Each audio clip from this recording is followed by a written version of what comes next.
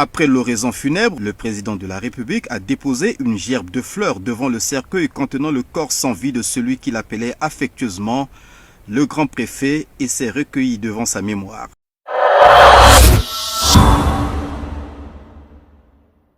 Avant de poursuivre avec la vidéo du jour, abonnez-vous à Action Denis Sassou Nguesso pour suivre de près les grandes réalisations qui façonnent l'avenir de notre cher Congo.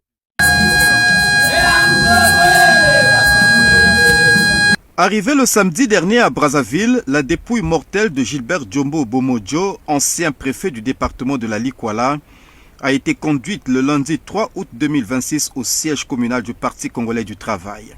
Ici, membres, militants et sympathisants de cette formation politique, mus par la traditionnelle et légendaire ferveur militante, ont réservé un accueil déférent à cette personnalité décédée le 19 juillet dernier en France, à l'âge de 77 ans.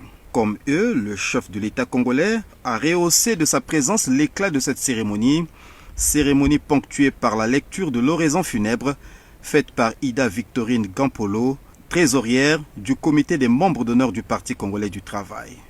En 1983, bénéficiant d'une bourse de formation en administration publique, le camarade Gilbert Djombo Bomondjo se rendit en France.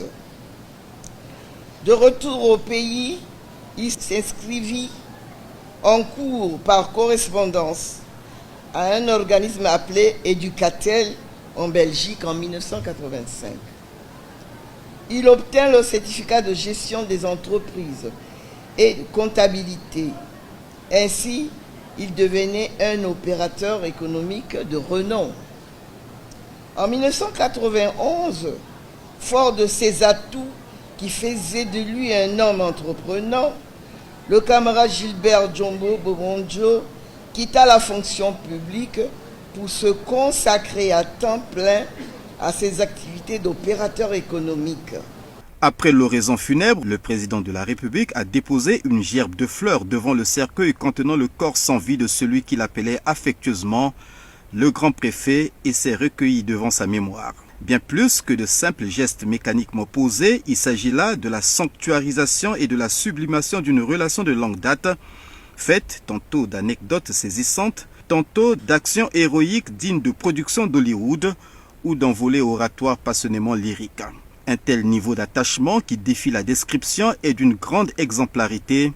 Rien d'étonnant à cela, selon Bruno Lavoula, journaliste et reporter d'images au regard des qualités manifestées par Gilbert Djombo Bomondjo. Gilbert Djombo Bomondjo, c'était un administrateur rigoureux. Il aimait le travail, il aimait surtout des agents qui étaient présents sur place. Parce que qu'est-ce que nous constatons?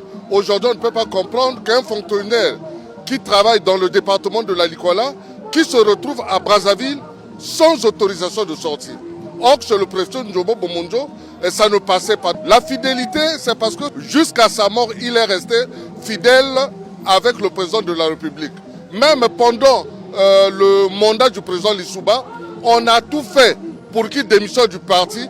Il a dit que je reste et je resterai fidèle au président Denis Sassou Nguesso. De son vivant, l'ancien préfet de la Likuala a su aimer ses semblables et promouvoir l'identité nationale. Le côté social, c'est quelqu'un qui n'acceptait pas que les gens soient malheureux devant eux. D'autant plus que la plupart des décès à Ifondo, la plupart des évacuations sanitaires vers Brazzaville, il le faisait avec son propre argent. Maintenant, le côté culturel, c'est grâce à lui que Mbonde, Lélé et moi avions fait le tour de la Likuala pour filmer les danses folkloriques du département de la Likuala. Preuve supplémentaire, si c'en est bien une, de la solidité d'une relation, la présence du président de la République, Denis Sassou Nguesso, au mausolée Marien Ngouabi, lieu d'inhumation de l'illustre disparu.